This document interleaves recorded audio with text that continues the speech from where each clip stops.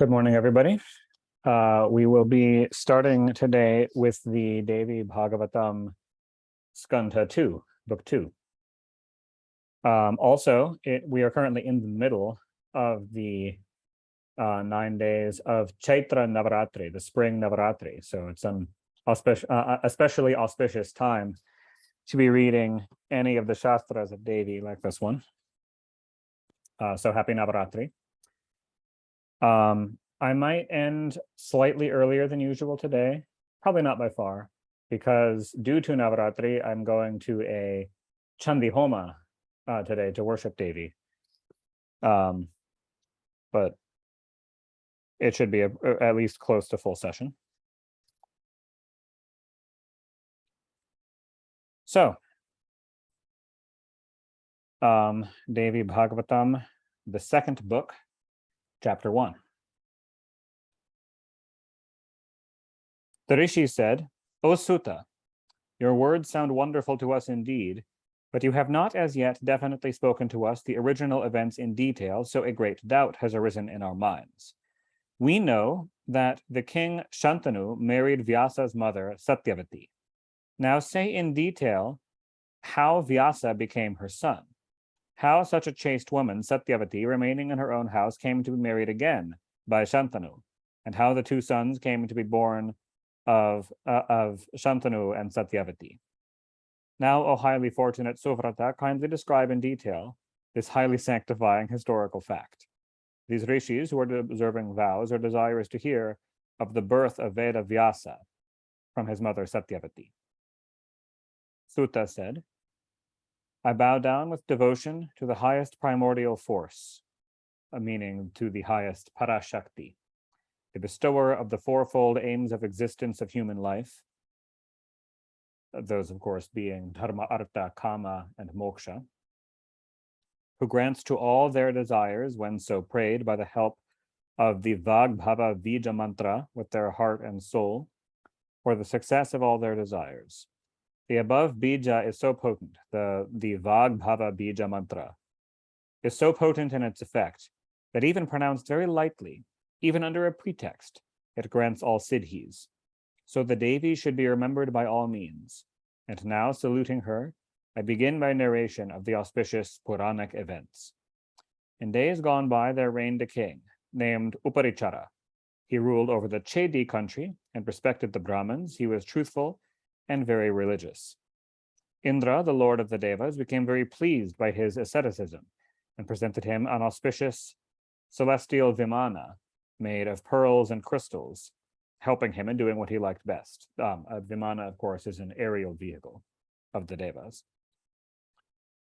Mounting on that divine chariot, that dharmic king used to go everywhere. He never remained on earth.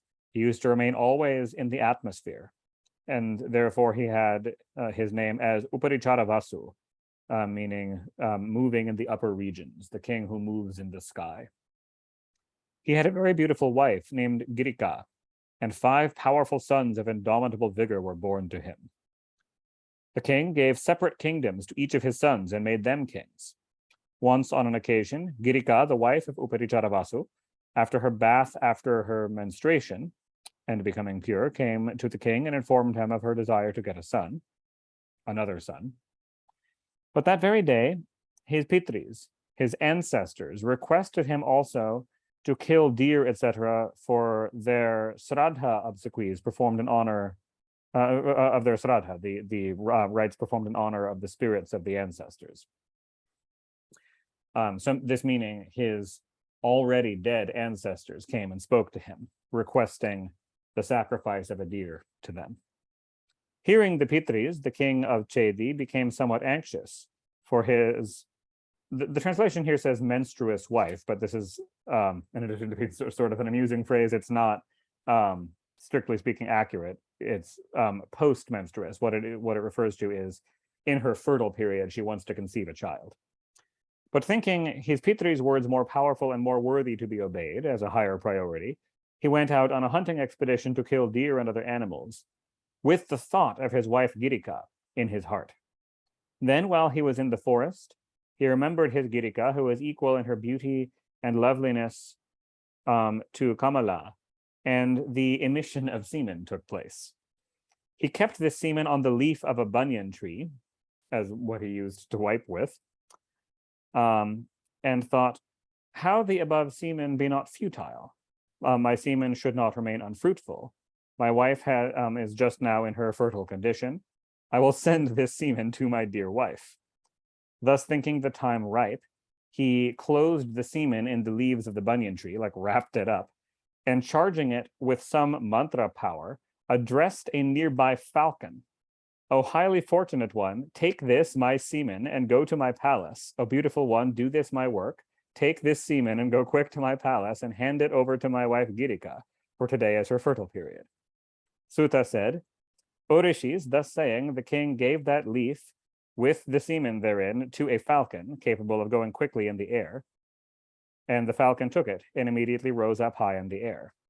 Another falcon, seeing this one flying in the air with a leaf in his beak, thought it was some piece of choice flesh and fell upon him. Immediately a gallant fighting ensued between the two birds. While the fighting was going on, that leaf with the semen fell down and landed in the waters of the Jumna River, which is the Yamuna River. Then the two falcons flew away as they liked, the one he had charged with a task, completely forgetting it. O rishis, while the two falcons were fighting with each other, one Apsara named Adrika came to a Brahmin who was performing his Sandhya Vandanam on the banks of the Jumna. Given that this is after a whole hunting expedition has already been well underway, this must be the noon Sandhya Vandanam. So the right when the sun is at its zenith in the sky. That beautiful woman, the Apsara Adrika, began to bathe in the waters and took a plunge for playing sports and caught hold of the feet of the Brahmana, since during the Sandhya Vandanam rite, you stand in a river. So while he's standing in the river at noon performing this rite, she sneaks up on him and grabs his feet. The Dvija, then engaged in pranayama as part of the ritual, saw that the woman had amorous intentions toward him and cursed her, saying, as you have interrupted me in my meditation, so be a fish.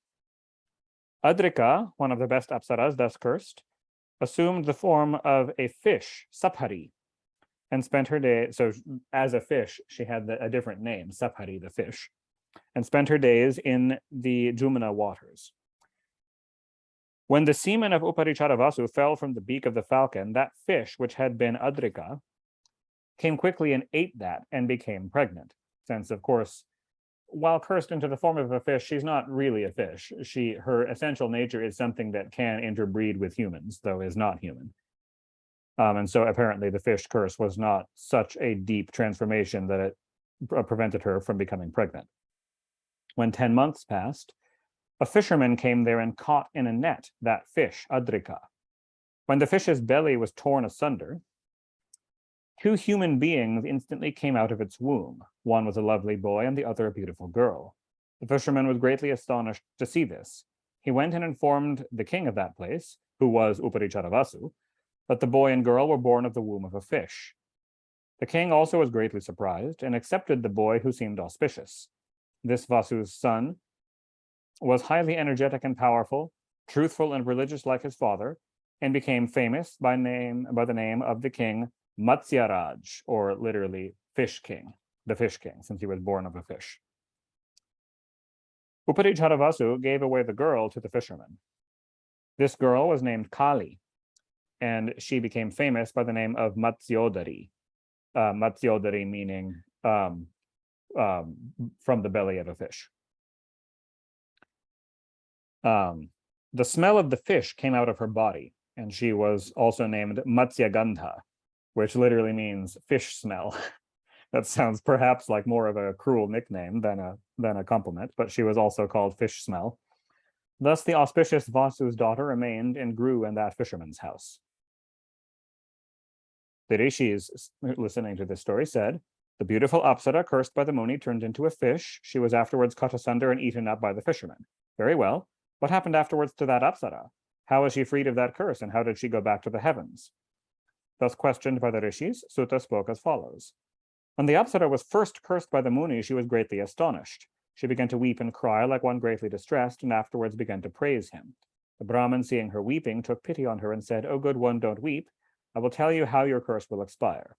As an effect of having incurred my wrath, you are a fish, and when you will give birth to 2 human children, you will be freed of your curse." The Brahmin having spoken thus, Adrige got a fish body in the waters of the Jumna river. Afterwards, she gave birth to 2 human children, and became freed of the curse when she, quitting the fish form when it was killed by fishermen, assumed her previous divine form and went back up to the heavens.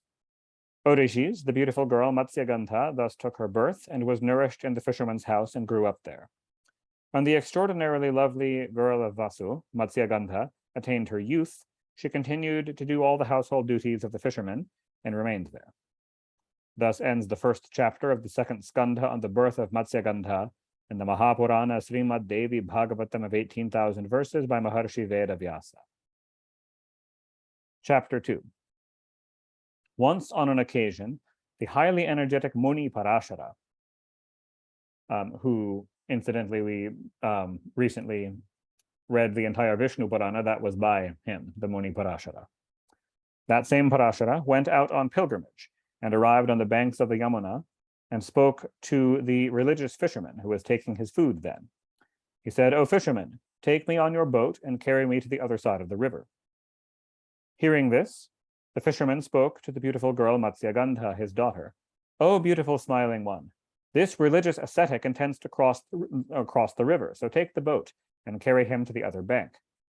Presumably he's sending her to do it because we were just told he's in the middle of his lunch. Thus ordered by her father, the exceedingly beautiful Vasu girl Matsyagandha began to steer the boat whereon sat the Muni. Thus, while the boat was sliding on the waters of the Yamuna, the Muni Parashara saw the beautiful-eyed damsel Matsyagandha and became as if under the command of great destiny, greatly enamored of her. He desired to enjoy Matsyagandha, full of youth and beauty, and with his right hand caught hold of her left hand. The dark-colored Matsya, looking askance, spoke out smilingly in the following words: "O knower of Dharma, what are you going to do, pierced by the arrows of Kama?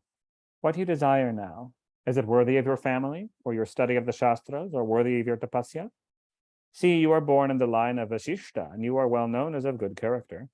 O best of Brahmins, you are quite aware that the attaining of a human birth in this world is very rare, and over and above this, the attainment of Brahmanhood is, as far as my knowledge goes, particularly difficult." But remember, it's specified she's saying all this smilingly, so she's clearly not averse to what's going on here. "O Prince of Brahmins, you are the foremost and best as far as your family, goodness, and learning in the Vedas and other Shastras are concerned. You are well versed in Dharma. How is it then that you are going to do this act, not worthy of an Arya? That you see me possessed of this bad smell of fish throughout my body. O one of unbaffled understanding, O best of twice-born, what auspicious sign do you see in my body that you are stricken with passion on my account, that you have caught hold of my hand to enjoy me? Why have you forgotten your own dharma?" Thus saying, Matsyagandha thought within herself, "Alas, this Brahmin has certainly lost his brains in order to enjoy me. Certainly he will be drowned just now in his attempt to enjoy me in this boat. His mind is so much agitated with the arrows of Kama that nobody, it seems, can act against his will." Thus thinking, Matsyagandha spoke again to the Muni, "O highly fortunate one, hold patience. Let me first take you to the other side of the river, then you may do as you please." Hearing these words, the Muni let loose of her hand and took his seat on the boat and gradually got down on the other bank of the river. But the Muni, becoming again extremely passionate, caught hold of Matsyagandha when the young woman spoke to Parashara in front of her, shuddering. So perhaps not feeling so positively about this after all. "O best of Munis, my body is emitting a very bad smell. Do you not feel this? You know very well that the sexual intercourse between male and female of similar types brings in happiness and comfort." Thus spoken to, Parashara made Matsyagandha emit a sweet scent like that of musk to a distance of 1 yojana, or 8 miles from her body. Which was exceedingly lovely and beautiful. and becoming extremely passionate, again caught hold of her right hand. Then the auspicious Satyavati addressed Parashara Muni, resolved to enjoy her, and said, O Muni, behold, all are looking at us. My father too is there on the bank of the Yamuna. So, O Muni, wait till night. This beastly act before all is highly unsatisfactory to me. The wise persons declare it a great sin to commit sexual intercourse during the day. They have ordained nighttime as the best time of intercourse for men, not the daytime, the more so that many persons' eyes are in this direction. So, O intelligent one, hold on your passion for a while, for the blame pronounced by the public is horrible. Hearing these reasonable words, the liberal-minded Parashara created by his influence of tapasya a dense fog, so that both the banks of the Yamuna became covered with darkness. Then Matsyagandha gently spoke to the Muni, O best of Dvijas, I am not as yet married. I am now a girl, or literally unmarried. You will go away after enjoying me. Your semen is not fruitless, so Brahman, what will be my fate?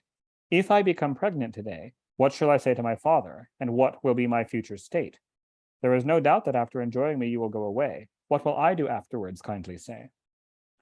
Hearing these words of Matsyagandha, Parashara said, O beloved, after you have done my pleasant duty, you will remain a virgin as you are now. Yet, O timid one, ask from me any boon you like, I will grant it to you. Satyavati then said, O best Brahman, O giver of one's honor, grant me these things, that my father and mother do not know anything of this affair, and that my virginity be again as ever the same. Also, let an extraordinarily powerful, energetic son be born to me like you. Let this nice smell continue to remain always in my body, and let my youth and beauty remain afresh and increase evermore, instead of decreasing with age. Hearing this, Parashara said, O beautiful one, a son very pure and holy will be born to you from Narayana's Ansha. In other words, he will be a partial avatar of Narayana. His name will be famous in the three worlds. O beautiful one, never before has my heart been agitated with such passion. I do not know why I have become so passionate for you. I saw the unrivaled beauties of Apsaras, but I never lost my patience. But seeing you, I have become attracted to you. It must be under the direction of providence. Know it certain that there must be some mysterious cause in this. However, fate is unavoidable to all. Otherwise, why should I be fascinated by your sight when you were so full of a bad smell? O beautiful one, your son will be famed in the three worlds, will compose the Puranas, and will subdivide the Vedas. Thus saying, the Muni Parashara enjoyed Matsyagandha, who became quite submissive. And after bathing in the Yamuna, he quickly went away. On the other hand, the formerly chaste, Satyavati too, became pregnant and immediately gave birth on an island in the Yamuna to a son, beautiful as if the second Kamadeva. No sooner that son, very fiery and highly potent, was born, than he devoted his mind to tapasya and spoke to his mother Satyavati thus, O mother, now go wherever you like. I will also go to perform tapasya. O highly fortunate one, no sooner shall you remember me than I shall come to you. So at any time, if she thinks of him, he will come. O mother, where you will have any onerous duty, remember me and I will instantly come to you. Let all good be unto you. Now I go. Avoid all cares and live happily. Thus saying, Vyasadeva went away. Matsyagandha too went back to her father.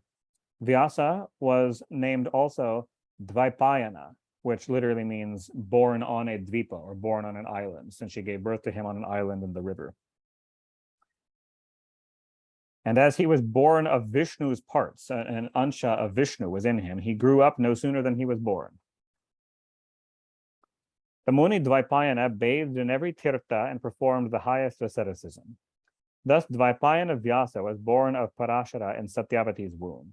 Seeing the advent of Kali Yuga, since it was then already in the Dvapara Yuga Sandhyansha, the closing twilight of Dvapara Yuga, and traits of Kali Yuga were rising in the world. Seeing this, he adorned the tree of the Vedas with many shakhas.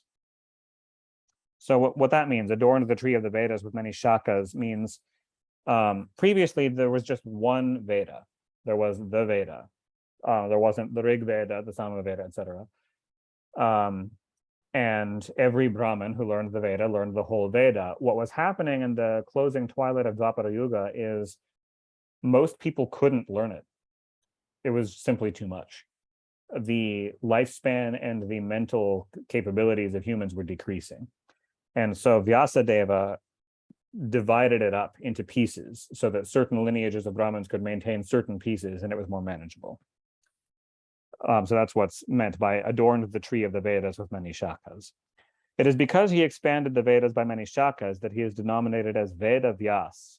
He composed also 18 Purana Samhitas, the excellent Mahabharata, subdivided the Vedas, and made his disciples, Sumanto, Jaimini, Paila, Vaisampayana, Asita, Devala, and his son Shuka, to study them. Sutta said, O Munis, thus I have described to you the birth of the holy Vyasa, the son of Satyavati, and all the causes thereof. O Munis, do not allow any doubt to enter your mind as regards his birth, for it is always advisable to take up only the good things as far as the lives of great persons and Munis are concerned. There must be some extraordinary mysterious cause owing to which Satyavati was born of a fish and she was first united to Parashara and then to Shantanu. Otherwise, how can one account for the fact of the Muni Parashara being so much agitated by passion? And why would he behave like a mean, low person in the committal of such a grossly blamable act? Now has been spoken the wonderful birth story of Vyasadeva, together with all incidents, and enveloped under this great mystery. If any man hears this holy narrative, he will be freed from all sins, will never fall into difficulties, and will always be happy. Thus ends the second chapter of the second skandha on the birth of Vyasadeva and the Mahapuranam Srimad Devi Bhagavatam of 18,000 verses. Chapter 3. The rishis said, O sinless Sutta, you have described to us in detail the birth of Vyasa, of unrivaled fire, and of Satyavati, but we have one great doubt in our minds, though, O knower of Dharma, which is not yet removed by your words. O sinless one, first as regards the mother of Vyasa, the all-auspicious Satyavati, we have this doubt, how she came to be united to the virtuous Shantanu. The king, Shantanu, of the family of Puru, is a greatly dharmic man. How could he have married Satyavati, knowing her to be a fisherman's daughter, and born of a low family? It is indeed very unusual for a king to marry such a person. Now say, who was the first wife of Shantanu, and how Bhishma, the intelligent son of Shantanu, came to be born from the parts of Vasu, since Bhishma was a, they're referring to Bhishma as a partial avatar of one or more of the Vasus, the Vasudevas, not Vasudeva as in Vishnu, but the Vasus, who are 8 lesser devas, servants of Indra. O Sutta, you have told before that Bhishma, of indomitable valor, made the son of Satyavati, the brave Chitrangada, king, and subsequent to his death made his younger brother, Vichitravirya, king. But when the elder brother, Bhishma, the greatly religious and beautiful, was present, how was it that Chitrangada and Vichitravirya, having been installed by Bhishma himself, could have reigned? In other words, why was Bhishma not the king? Again, on the demise of Vichitravirya, Satyavati became much grieved and got 2 sons born of her 2 sons' wives by Veda Vyasa. How can we explain this fact? Why did she do this? Why did she not give to Bhishma the kingdom? Why did Bhishma not marry? And how was it that the elder brother Vyasadeva, of indomitable valor, did such an adharmic act as to beget 2 sons from the wives of his brothers? Vyasa composed the Puranas and knew everything of dharma. How then did he go to others' wives, especially his own brothers' wives? O Sutta, why did Vyasadeva do such a hateful act in spite of his being a Muni? The actions of the Vedas are inferred from their subsequent good conducts. How can this act of Vyasa be calculated as one amongst them, an action in tune with the Vedas? O intelligent one, you are the disciple of Vyasa, therefore you are the best man to solve our doubts. We all of this Dharmakshetra Naimisharanya are very eager to hear this. At this, Sutta said, in ancient days there reigned a king named Mahabhisha in the family of Ikshvaku, endowed with all the qualities of a great king. He was the foremost of all the kings, truthful and dharmic.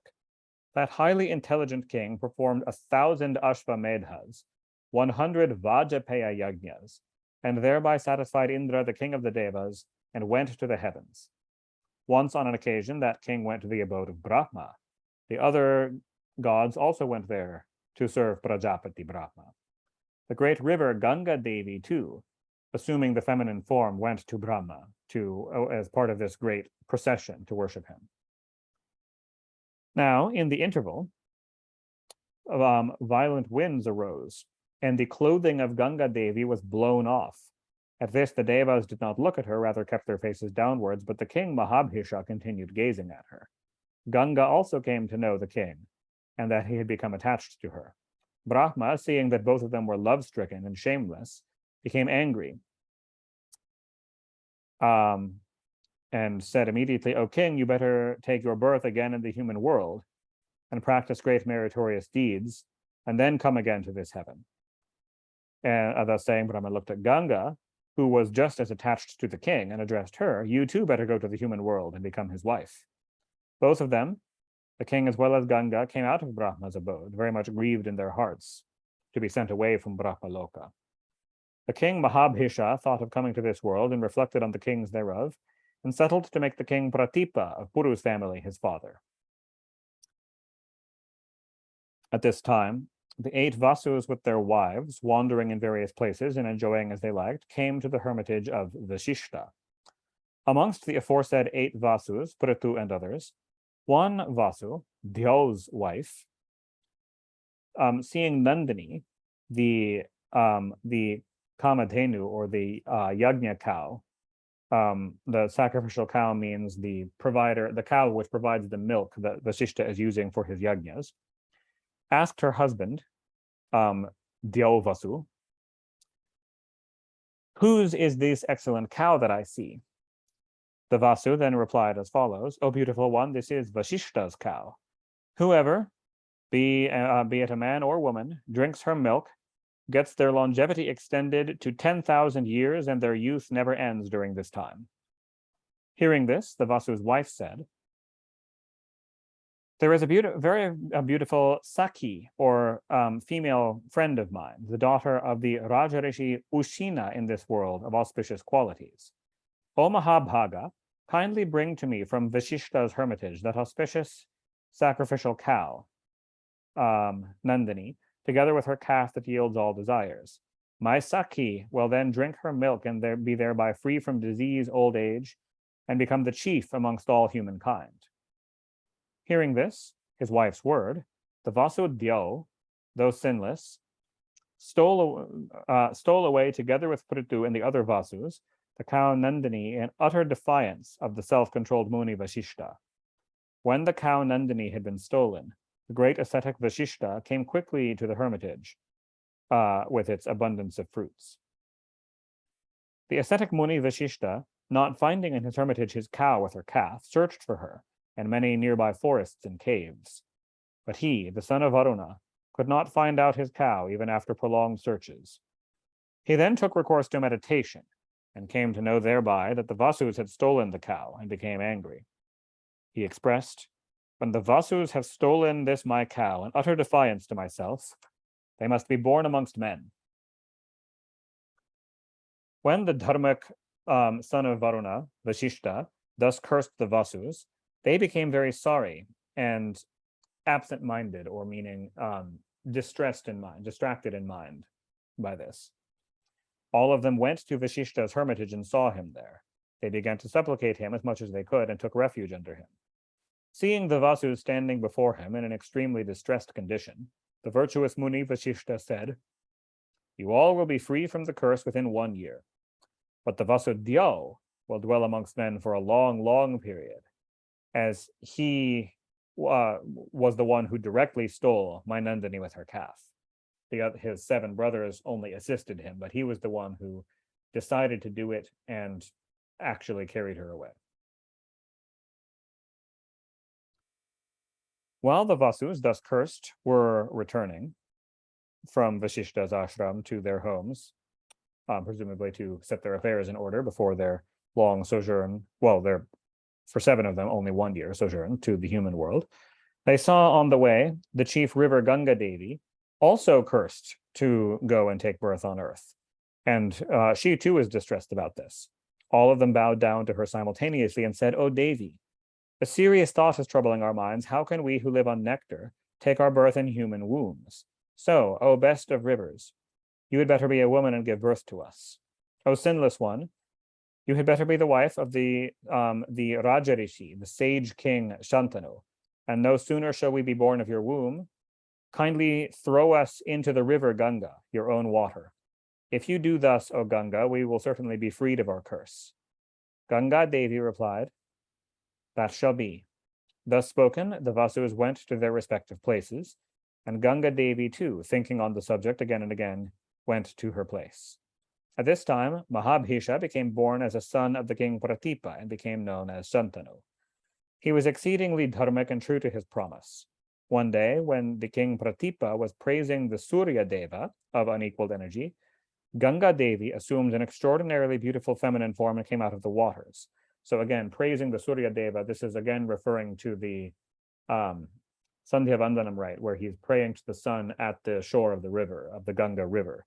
So Ganga Devi came out of the waters in an extraordinarily beautiful feminine form and sat on the right thigh of the king Pratipa, his thigh, which resembled a sal tree, in other words, being thick and musculature. The Rajarishi Pratipa spoke out to the lady who had walked out of the waters of the river and sat on his thigh. "O beautiful-faced one, why unasked have you sat on my auspicious right thigh?" The lovely Ganga then replied, "Hear why I have sat here, O best of Kurus. O king, becoming attached to you, I have sat on your thigh, so please accept me." At this, the king Pratipa spoke to the beautiful lady, full of youth and beauty. "I never go simply out of passion to another's wife. There is another point. You have sat on my right thigh. That is the seat of sons and sons' wives. So when my desired son will be born, you will then be my son's wife, and certainly by your goodwill my son will be born." The lady of divine form said, "Well, that will be done," and went away. The king returned to his palace, thinking of that lady. After some time, he had a son born to him by his wife, and when the son attained his teens, the king desired to lead a forest life and communicated this matter to his son, meaning to abdicate the throne, take Vanaprastha ashrama, and have the throne passed to his son. He said also, "If the aforesaid beautiful smiling girl comes from the river to you to marry, then marry her. And I am also ordering you not to question her anything. Who are you? And so forth. If you take her as your legal wife, you will certainly be happy." Thus saying to his son, the king Pratipa handed over all his kingdom to his son and gladly retired into the forest. The king practiced tapasya in the forest and worshipped Ambika. On quitting his mortal coil, he went by his sheer merit to the heavens. The highly energetic king Shantanu, on getting his kingdom, began to administer justice according to the laws of dharma and govern his subjects. And thus ends the third chapter of the second skandha on the description of the curse on Ganga, Mahabhisha, and the Vasus, in the Mahapuranam Srimad Devi Bhagavatam of 18,000 verses. Chapter 4. Sutta said, on the king Pratipa ascending to the heavens, the truly heroic king Shantanu went out hunting tigers and other forest animals. Once, while he was roaming in a wild wilderness on the banks of the Ganga, he saw a fawn-eyed, well-decorated, beautiful woman. No sooner the king Shantanu saw her than he became addicted to her and thought within himself thus, "Certainly my father spoke of this beautiful-faced woman, who was looking like a second Lakshmi, endowed with beauty and youth." Or, phrased more clearly, certainly this is the woman my father spoke of. The king could not rest, satisfied simply with seeing her lotus-like face. The hairs on his body stood on their ends, and his heart was very much attracted to her. Ganga Devi too knew him to be the king Mahabhisha and became in her turn very much attached to him. She then went smilingly towards the king.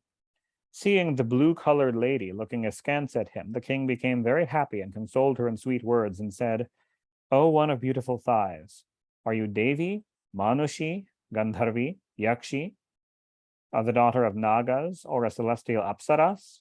Whoever you may be, a beautiful one, be my wife. Your sweet smiles, it seems, are brimful of love, so be my legal wife today."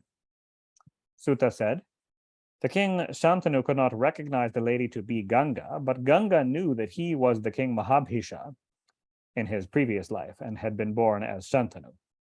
Hearing the words of the king, Ganga, out of her previous affections, spoke out to the king smiling, "O king, I know that you are the son of the king Pratipa.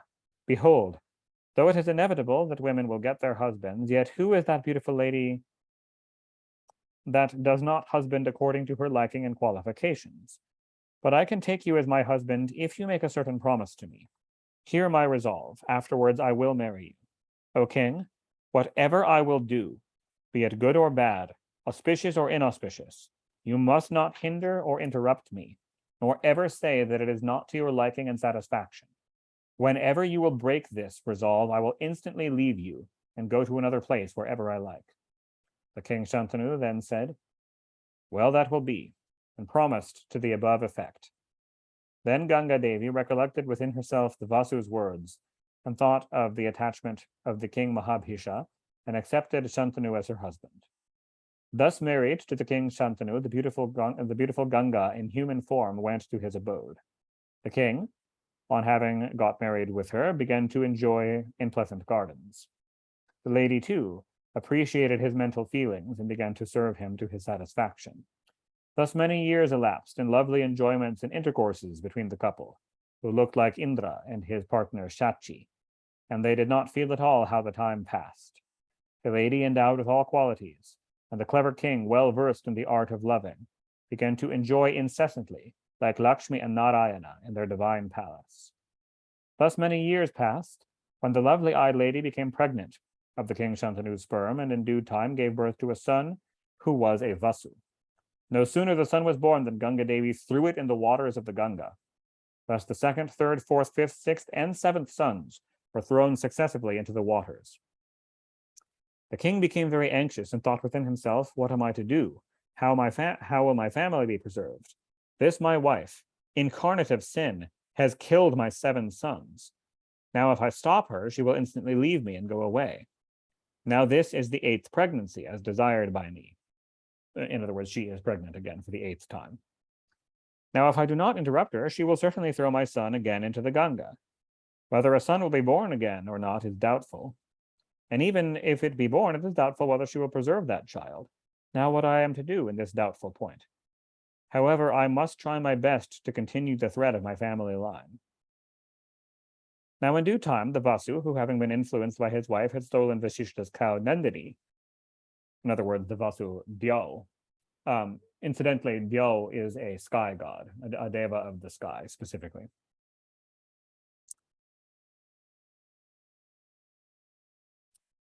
The king Shantanu, seeing this son born, fell unto Ganga's feet and said, "O thin-bodied woman, I pray to you to give my life today. Better nourish this, my one son.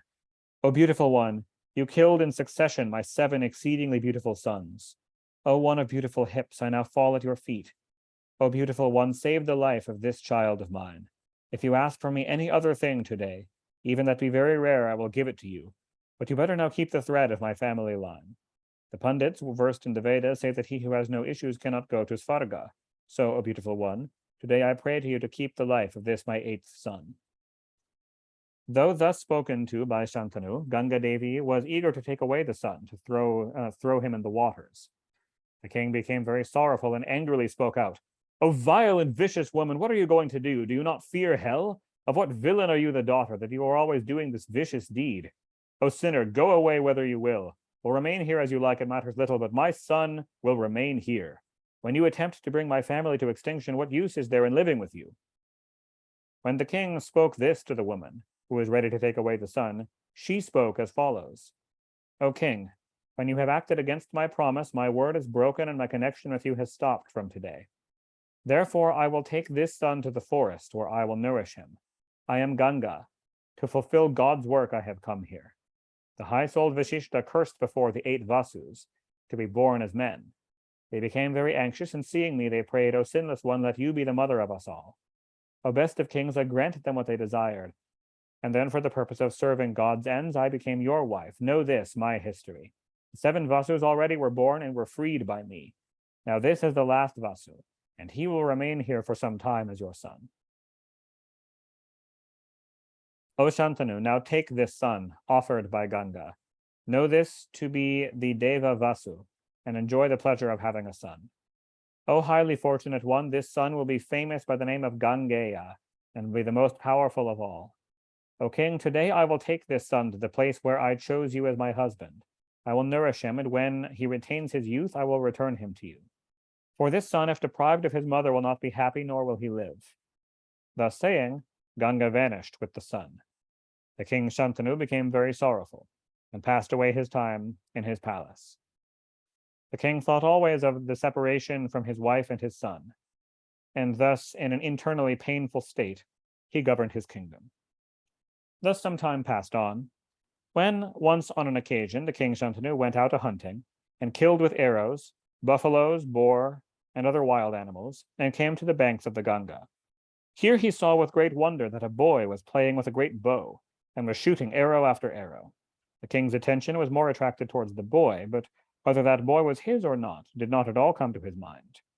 Looking at his extraordinary feats, his agility in shooting arrows with ease and quickness, his learning that can have no equal, and his beautiful form as if of Kama, he became greatly surprised and asked him, "O sinless one, whose son are you?"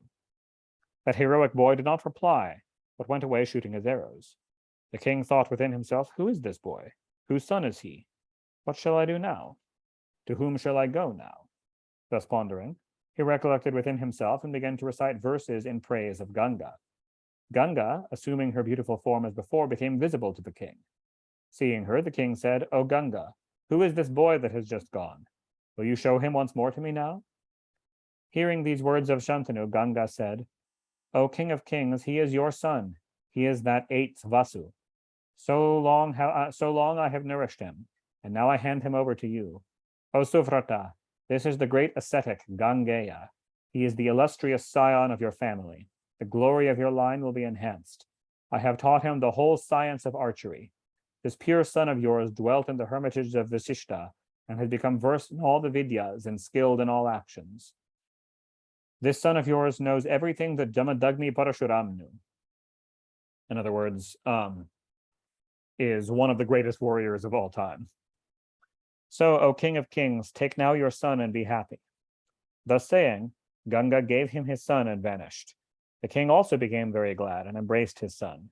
He smelled his head and took him to his chariot and drove towards his own city.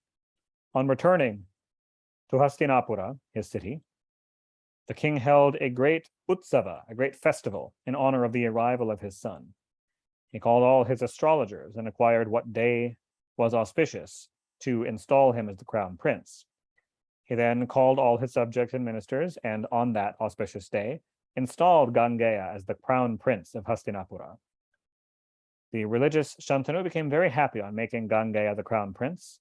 He forgot his pains due to Ganga's bereavement, in other words, being separated from his wife Ganga. Sutta said, "Thus I have described to you the cause of the curse on the Vasus, the birth of Bhishma from the womb of Ganga, the union of Ganga and Shantanu, etc. He who hears in this world this holy story of Ganga's birth and the birth of the Vasus is freed of all sins and gets mukti. O Munis, I have described these meritorious holy accounts as I heard them from the mouth of Vyasa. Anybody who hears this holy Srimad Bhagavatam, meaning of course the Srimad Devi Bhagavatam, endowed with 5 characteristics and filled with various anecdotes that came out of the mouth of Vyasa, finds all his sins destroyed and attains peace and blessedness. O Munis, thus has been described completely to you this holy history." And thus ends the 4th chapter on the birth of the Vasus in the Mahapurana Srimad Devi Bhagavatam of 18,000 verses.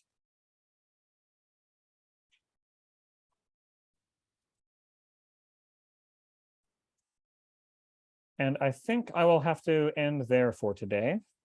It being Navaratri, I am participating in a Chandi Homa today to worship the Devi. So I'll have to end just a few minutes early, but we can pick up the story next time. Thanks so much, Devala. Beautiful stories. Thank you guys. All of these stories today that we have, all of them, 100% of them, are from the Mahabharata. This is a section where we're kind of going over some of the back history of the Mahabharata leading up to the birth of the Pandavas. This is all in the genealogy given there. So it's all Veda Vyasa composed the Mahabharata famously, and Sutta is referencing that to answer the sage's questions, giving the backstory of these kings and their lineages and the stories of their births, etc. So that's what this whole section is from. Wow. I had a question about where they're talking about Vyasa's birth. Yeah.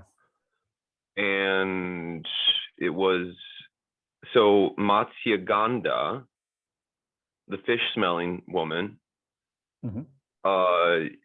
is she's Satyavati? Yes. Okay. Yes. Name in context is that name used? Like after she stopped smelling? It's a custom in Vedic culture that people often have several names. This can definitely lead to confusion. A lot of these characters have a bunch of names. And so, yeah, it can sometimes be confusing when she's sometimes called, her actual name that she was given at her birth was Kali. Matsyagandha was a nickname later. She had a few other names, one of which was Satyavati. She had at least 4 different names. But yeah, all referring to the same woman.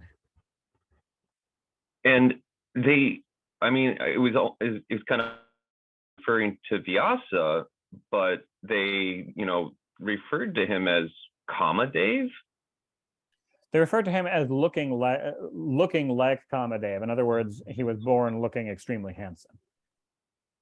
Oh, not that he was an actual incarnation of Kamadev. He was an actual incarnation he did have within him an ansha of Vishnu. But the Kamadeva reference was saying just like a boy beautiful like Kamadeva, just like saying he was a very good looking young boy. Cool. Not literally an incarnation of him. Right. It was, went by fast. I didn't get that. Sure. Cool. Yeah. And last question, if I may. Is it okay to come and go from the ceremony today, the Navaratri ceremony, because it goes, from 10 to 4 p.m. or something? And yes, I can only make up a little bit of that, but is it pretty flexible as far as entering and exiting? I'm actually not sure that it is. This is it's a somewhat more stricter and more formal yajna where I believe if you're going to be part of it, they want you to be there from the start and for the entire thing. Okay, that's my understanding. Sorry, yeah. I'm also texting with Hamilton, and I'll ask him after we're done talking here. But go with what he says. Because the pundit is staying with him, so he can ask that directly, and he could let you know. Okay. Yeah. Great. Interesting. Cool, Devi. Right. Thanks, man. Probably see you there this afternoon. Okay. Sounds good. Yeah. Thanks for doing that. I saw you on the video, the live feed yesterday too. Oh, so, yeah. So beautiful that our community, that ceremonies like that thrive in this community. It's so beautiful. So yeah. Jai Ma.